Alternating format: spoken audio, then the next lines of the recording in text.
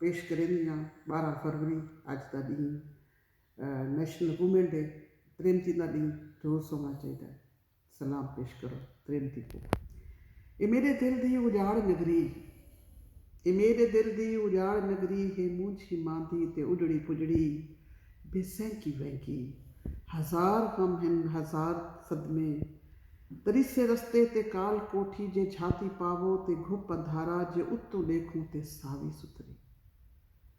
हजार गम हैं हजार सदमे तरिसे रस्ते ते काल कोठी जे छाती पावो ते घुप अंधारा जे उत्तों देखो ते सावी सुथरी। ए दिल दी नगरी वसींदी कहनी वसाऊं किवें, ए दिल दी नगरी वसींदी कहनी वसाऊं किवें। चुधार डांगा चुधार चोड़े चुधार लोखियन चुधार कंडे ते केड़े केड़े अजाब सामूं तरे दा पांदे ते काल कोठी डरेंदी पईए।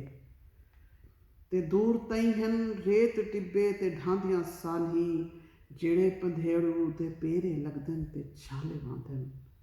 ये मेरे दिल दी उजाड़ नगरी वसींदी कहनी वसाऊं किवें, ये मेरे दिल दी उजाड़ नगरी वसींदी कहनी वसाऊं किवें। मैं अज सोचे वसेंदो इको, मैं अज सोचे वसेंदो इको वसाऊं किवें। बहु जो सोचियुम ते अंत कढियुम, ए गम दे टोभे ते दुख पनीरी को पट सटीजे। ए गम दे टोभे ते दुख पनीरी को पट सटीजे। ए हंज दे टोभे बेवसबे तरके जुवार कणकी ते सूल साली को फुल वलीजे। जुधार खुशियां दे फुल उगाऊं ते वत बहारें दे गीत गाऊं। ए मेरे दिल दी उजाड़ नगरी ते मूंझी मांदी वसीज पोसी रहीज पोसी। मैं सुख दी चुल्ली को सिर ते पाके वसेब सारे को नाल लाते। हर मूंझी रुत्ते हर वांधी आखूं खुशी दी दौलत वंडेंदी रासां खिलेंदी रासां।